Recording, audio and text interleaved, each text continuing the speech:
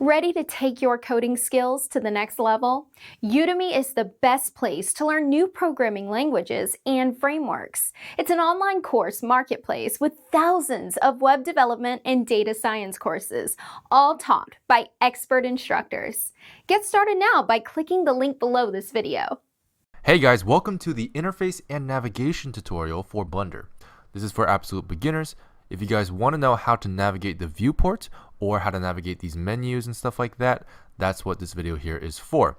We're not going to go over what the menus do, but we are going to go over how to move around in them. Now, the first things first is the viewport. Now, to navigate in the viewport and in Blender in general, a very important button is going to be the middle mouse button, as shown here on this little graphic, which you'll see moving later on. But the middle mouse button is only found on a 3-button mouse. Now, if you guys don't have a 3-button mouse, we highly recommend you get one.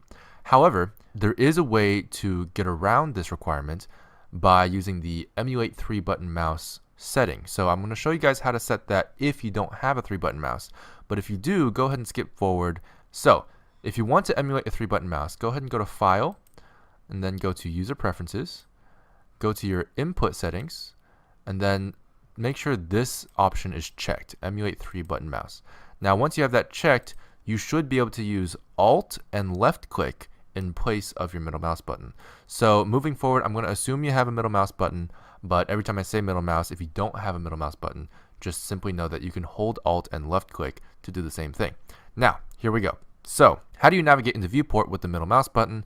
Make sure your mouse is in the viewport section of the screen, and go ahead and click and drag with your middle mouse button across the screen, and you'll notice that you're going to start revolving around a focal point here. And right now the focal point is the cube. Now this focal point can change, and it will once we do this, which is if you hold shift and then middle mouse drag, you'll start panning, which is another very useful navigation tool. So you can pan in the viewport as well, but once you do and you start rotating again, you'll notice that the focal point has changed. We're no longer focusing on the cube, we're now focusing on this area here, there's nothing there, but it's focusing around this area, revolves around that empty area. Now the cube is over here now, so if we ever wanted to focus on the cube again, we would have to press this button, which is period on the number pad. Now if you don't have a number pad, you can do something similar where you go to File, User Preferences, Input, and then click Emulate Number Pad, and then you can actually click the period on your keyboard. If you don't have this checked, the period on the keyboard does something else, but that is another option that you can do if you don't have a number pad. Now the number pad is very helpful for stuff like that, but to continue, we also have the zoom in and out function, which is with the scroll wheel, again the middle mouse button, and that's just scrolling in zooms in, and then scrolling out, I should say scrolling up zooms in, and scrolling down zooms outwards. So very intuitive there. You can pretty much move around anywhere that you want with these functions. You can just sort of willy-nilly navigate the viewport just like so. So there's a few more things I think you guys should know about navigating the viewport, and I went ahead and replaced the cube with this monkey here, otherwise known as Suzanne, who's basically Blender's mascot. And I did that so that it's a little bit more clear to see what I'm about to do. So I'm going to go ahead and press Z to show you what wireframe mode looks like, and that's how you get into wireframe mode. So now you can sort of see through the object, and you can also hit Z to go back into solid mode, as you can see. And there's something you can do with the number pad. A few things you can do with the number pad that are very important for navigating the viewport. I mentioned the number pad earlier. If you click the emulate number pad setting and make sure that's on, you can also use 5 on your number row. But number pad is preferable because the number row actually does something else as well that's very useful, which we'll go into later. So the first thing I want to teach you about the number pad is the orthographic mode. And the orthographic mode is basically, first of all, it's achieved by pressing the 5 button on the number pad.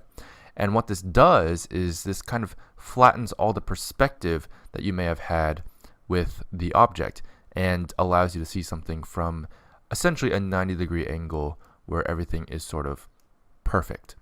If you take it off orthographic mode and go into perspective mode, as you can see here, it sort of has, it looks more realistic because that's how the real world works, but it has distortion, so you won't be able to see everything lined up perfectly, for example. Now, the other things you can do are 1 for front, and I can go and hit 5 here so you can notice the difference here. So notice the perspective, because the monkey is a little bit closer in the front, a little bit further in the back.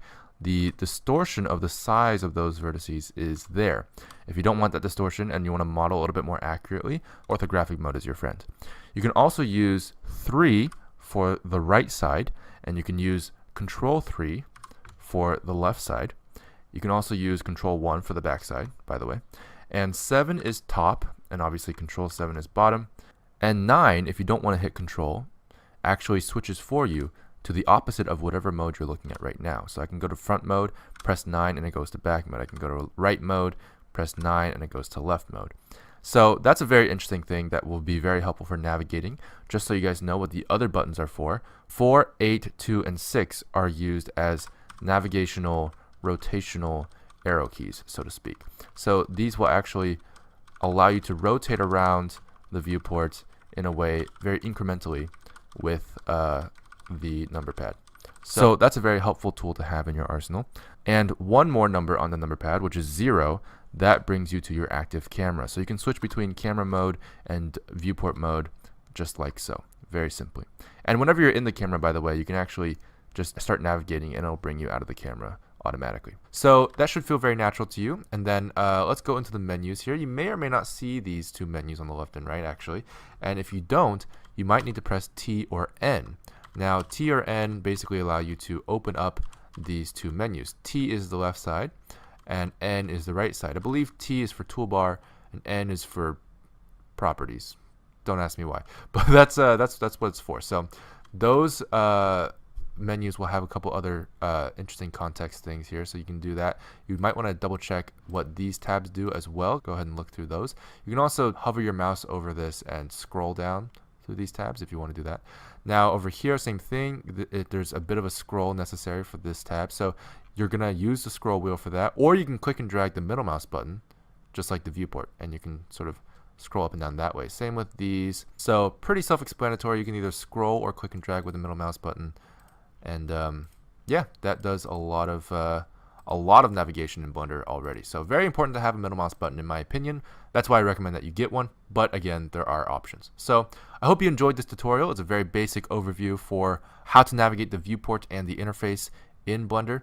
And that's it.